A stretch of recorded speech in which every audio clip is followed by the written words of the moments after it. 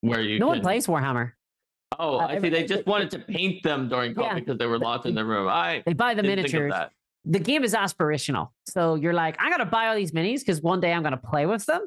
But at first I got to paint them all. And then you like paint like, like 5 Space Marines. And then you go, you know what? That's me done. Fair enough. You never play the game. So yeah. Cause it's like really laborious and hard to paint, Warhammer is the Peloton of your house. It's the home exercise equipment of TTRP of geekdom. Yeah, it's the better you. If you were perfect, right, you would have all these shelves filled with armies, all fully painted, and you'd be out every weekend like having a game. But alas. That is Warhammer, and there was a huge burst of interest across pandemic, and they made more money than they've ever made before, and they had a huge burst of interest. Loads of community grew massively, and now that we're over the pandemic, there's a new edition of the game out, and interest has subsided.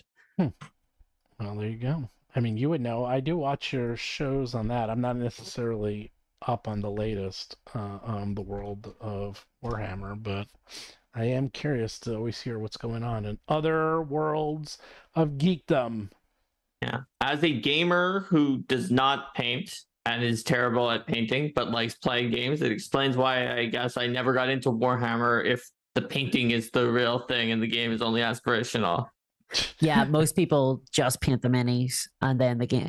To be honest, like the Warhammer 40K, the game is one of the weakest war games that are around. Like it's like mechanically, it's not super interesting. There was a lot of better war games, but everyone's buying Warhammer for the minis and because the universe is so cool and the IP is so interesting, right?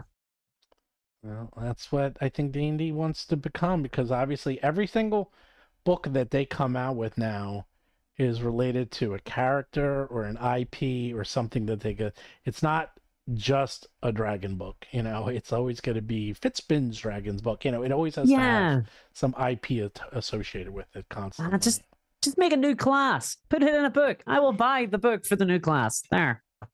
They will not put out new class. They're weird about that. I don't know why.